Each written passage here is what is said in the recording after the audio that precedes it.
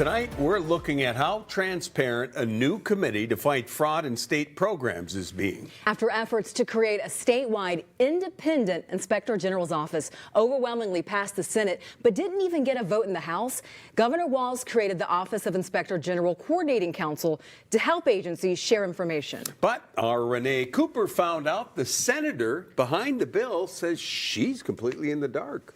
Yeah, we got a copy of some meeting minutes that say the council is looking for workable solutions versus Senator Heather Gustafson's bill. Tonight, we're trying to find out what that means, and she's wondering why no one called her. I wish that there would have been some communication with the bill authors. Senator Heather Gustafson speaking exclusively with KSTP about this December meeting recap of the OIG Coordinating Council that includes discussion of her bill. And one of those notes says, quote, "We want to find a workable solution that we can recommend versus the Gustafson bill."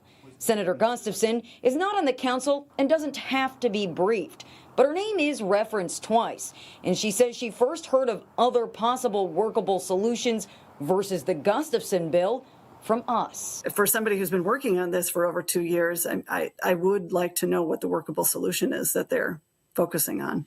I would hope that it isn't a deterrent from our bill going to the floor and getting the vote it deserves. We're going to see 80% of people. Governor Tim Walz did not accept our interview request. A spokesperson did ultimately confirm he still supports a statewide OIG, adding the council, quote, "wouldn't be doing their job if they weren't thinking critically about how to make anti-fraud efforts as effective as they can be." That's the first I've heard that. So I think that's wonderful. I'm glad it's in a statement that we can refer back to when we're trying to get this to go to the floor. But the governor's office did not address questions of what other possible workable solutions versus the Gustafson bill could mean for the Gustafson bill.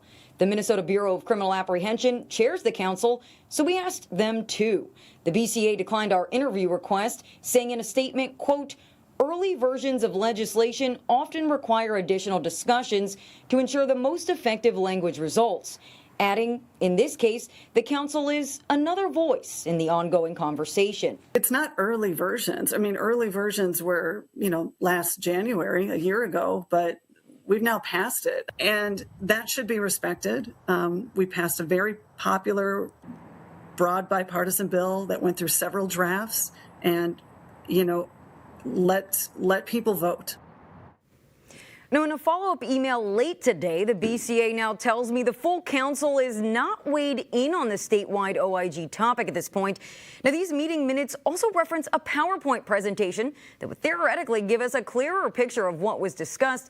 And guys, we've requested a copy multiple times of those slides, but we have not gotten them at this point. More information to be obtained here. Lots of questions. Thank you, Renee.